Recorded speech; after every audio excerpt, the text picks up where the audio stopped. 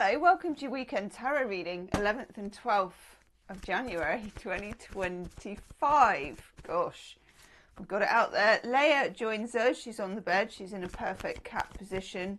She's tucked her head in. She's coughed up a fur ball that turned out to be nothing. And we're all good. We're back in for a snooze, and I might join her in a minute. I'm doing an oracle card for each sign. That's the way that we're going to roll for this weekend. Do check out the playlist for January. Every sign is now done. Yes. It will be underneath. Okay. Without further ado, let's kick off with Aries. Okay, Aries, you get TikTok. There's something, most Aries are kind of impulsive in some way, okay? I don't think you particularly pay attention to time, or you can be quite linear, but it's linear with fire. So you're kind of like someone who's going full pelt on a horse, you know? You're not really watching the clock. You're kind of riding time. That's what you're doing. And it may be that you need to sort of stop and smell the roses a little bit more. There might be something that you need to notice in a situation that comes up, or just that little bit of attention to detail will really benefit you in a way that you might miss it if you didn't. Okay, the energy is good, the goal is good, and the kind of journey, I use the J word, the journey is good. But yeah, the devil's in the detail, as it always is. I know, it's in the small print, it's in the boring bits.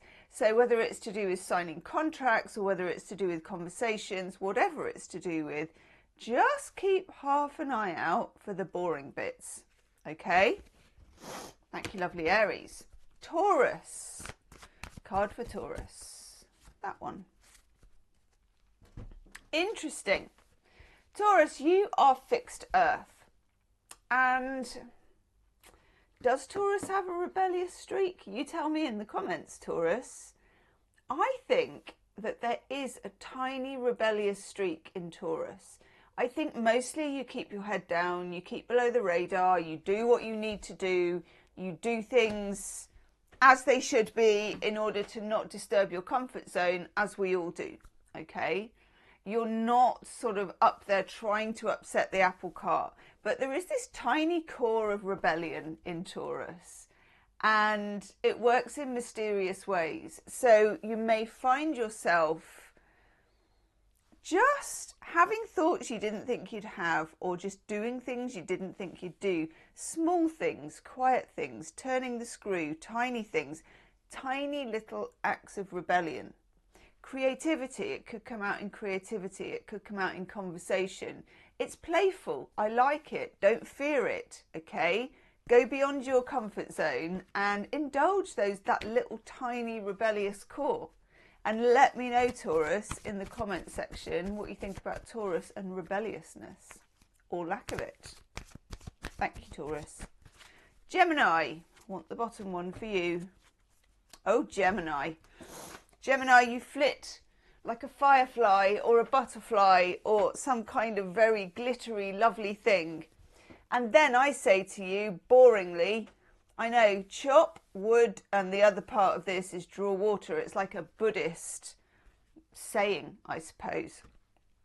This is saying, when you do humble tasks, boring tasks, and this is definitely true, because like if I'm cleaning the shower, I hate cleaning. I mean, it's not my least favourite job, but it's kind of, it's in contention, you know. So you're in the shower with your toothbrush, doing the bits like this.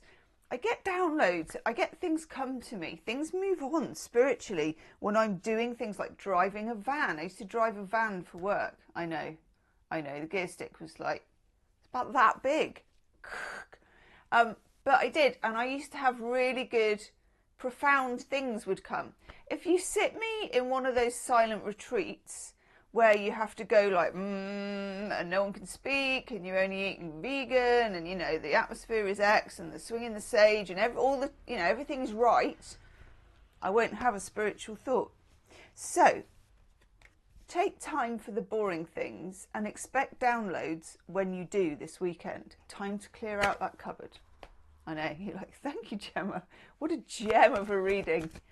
It is what it is. Okay, thank you, Gemini. Lovely Cancerians. Hello, lovely Cancerians. Okay, ooh, that one leapt out. So, oh my God, you as well. Who else got this? Taurus. By the book. Cancerians are a bit more by the book because Cancerians are cautious. And let me know in the comments section, but I think I know enough of you, or I hope I do, to know that you're not particularly impulsive. You can be if pushed hard enough, but generally you're cautious crab. You've got the shell. You know, you move sideways. People don't tend to see you when you're moving. There's something here about challenging somebody, I think.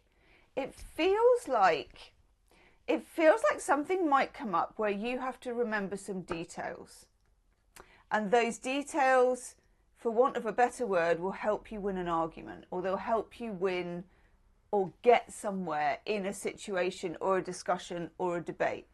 It could be, and I would say, if you're, you know, having trouble at work or something and you're heading back on Monday, just make sure if there was any ducks to get in a row that you got them in a row. You know, that's the first thing to do. Where is everything buried? Where's that email where someone said something a year ago? Whatever it is, look those bits up, okay? Because they will give you the keys to the castle on something that's probably quite worth having. But to be prepared is to be, is it forewarned is forearmed? Well, it is now, okay? And it's, yeah, it all comes down to following a sort of protocol, which you probably have anyway, but you might just need to prove it. Thank you, lovely Cancerians. Leo. Leo, Leo, Leo, Leo. Leo. Leo. Ha! Always you, Leo. Always you. Chaos and conflict. The stripes are peeling off, and they're... I always think they're peeling off the zebra, but it's actually revealing a zebra underneath, isn't it? Okay, chaos and conflict. You're a fire sign. You're here for this. Some Leos are quieter than others, but you can cope with chaos and conflict. And also, chaos and conflict for you, however it comes up, is a good thing. You may be causing it. You may be receiving it. It may be a kind of mix of causing and receiving, somewhere in between the two. Relish it. Get in the eye of the storm, okay? Make sure that you are being your full, drawing yourself up to your full Leo capacity. Take the challenge on. Be the challenge, okay? You have this, you've got this, you always did. There you go, Leo. That's your message. Virgo, lovely Virgo. Virgo, Virgo, Virgo. Oh, Virgo, that's nice. Virgo, you get new life. This is a new take on something. It's an opportunity to redo, restart, start over. It's also just a nice energy of like cracking an egg, you know, making something happen, reaching out. It could be someone reaching out to you. It could be you reaching out to somebody. It's freshness. I like the fact that it's on a lovely plinth as well, kind of, and that she looks like she's just kind of woken up from a brilliant hibernatory sleep. Pay attention over the weekend to your morning thoughts. So you know when you wake up but you're not quite awake in the in-betweeny time, pay attention to those thoughts. Somehow try and, like, I know you're a bit like this, but get your phone or something and record them on a voice note or something like that, because you may find that advice or downloads come to you at that very early morning time, okay? Like the break of day. That is a lovely card to get. And if you've been having some difficulties, it may be that you just wake up and it feels better. Yeehaw for you, Virgo. Okay, tried not to sound bitter then. Good for you. Okay, Libra. Tarot readers, we're not allowed to be bitter. Like you and your good fortune. Libra, that's nice. There's a situation going on, or whatever is going on, Libra, you are the observer. Which means, and it's a fox doing the observing, so there is some It's not without any artfulness, or archness is the better word, isn't it? In other words, you're observing for something, you know, you can store it all up for later, but this is a time for gathering data from a situation, not reacting, not doing anything, not getting right into the mix, but instead just noticing, observing, taking note, okay? It will come in handy later, it will be useful, I don't quite know how, but for now, don't get involved, just take note, okay? Thank you, lovely Libra. Scorpio. Hello, lovely Scorpio. Ooh. Oh, Scorpio. And it's funny because when I said ooh, it's because this card was like me. You get Loyal Heart, one of the very rare love cards in this deck. Now, this can be anything. Family loyalty, it can be a romantic partner, it can be a best friend or a complete stranger. But this is going to show you and convince you, and it may be on a day when you really needed to hear it as well, that there are people with loyal hearts in this world, that people are loyal to you in lots of ways, that they want to be part of whatever it is that you're a part of, whether it's the relationship, whether it's the family. They're in it with you. You're on the same page. This is gorgeous. I don't know if owls mate for life. I suspect they do. They strike me as the kind of creatures that would. But either way, this is true loyalty. And it works both ways. So congratulations, Scorpio. Very nice indeed. Thank you. And you're like, no, thank you. Sagittarius. Sagittarius. Oh, I love this. I think you're going to like this too. You get message in a bottle. Message in a bottle is obviously a communication, but it's weird. When you send somebody a message in a bottle, you're not sending them an email. You're not directly communicating with them.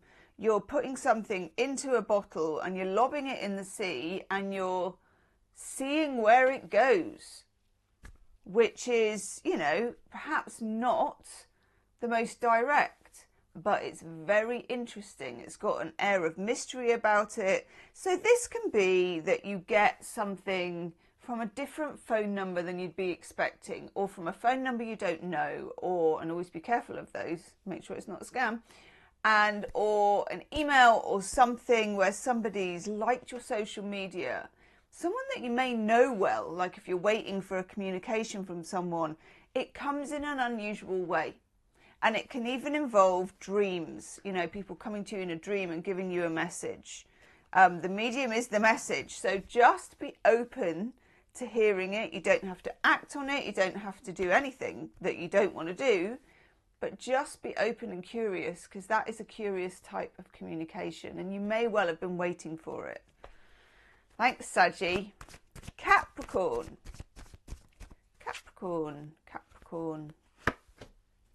Oh, nice. Virgo got this. Must be an earth sign thing. Capricorn, it is your birthday season, so happy birthday to all of my lovely Capricorns at the moment. Happy birthday to Rachel and to Joanna. Okay, I know it's not your birthday today, but it's going to be, or it just has been. Those are the odds for being a Capricorn. New life, very, very, very positive, and thank God it's taken a while to come round, but it feels like as we are in your season, your solar return, it's ramping up. This is a breath of fresh air. It's hibernation, it's cracking the egg. It's got really good vibes to it. It doesn't necessarily need to be understood. It doesn't necessarily need to be 100% felt. Just a little crack of light as the shell breaks will be enough, okay? So remain attached to that crack of light, follow it. It's like faith, okay? Just a little tiny stream of it. Things have been difficult, we know, we're not going to go there. Now, pew, give it a clean punch, break the shell. Lovely Capricorns. Aquarius. Do, do, do, do, do. Aquarius. Do, do, do, do. Oh, Aquarius, come on. Happy, happy, happy, joy, joy, joy. It's not a very complicated card, so I'm not going to make it complicated. It's about being happy. You're like, I'll take it, goodbye. There's a sense of manifesting about it when we get this card. There's also a key. So there's a keyhole, sorry. I'm assuming that there's a key in the picture, but I can't see it. But there's something here about bubbling up joy, the key to happiness, a kind of state of, I'm trying to think of the word jollity. Is jollity a word? Being jolly. It could literally be that you just go to a nice event and it's good and it's fun and you see your friends and you're being an Aquarius. It could be that you tuck yourself up and read a book and you've got the cat there and you're feeling a bubbling up of niceness, of happiness, of comfort. It's comfort and joy with a really decent load of balloons. I love that. Let me know in the comments section when that happens, because I want to celebrate with you. Thank you, Aquarius. And finally, Pisces. Hello, Pisces. Interesting times.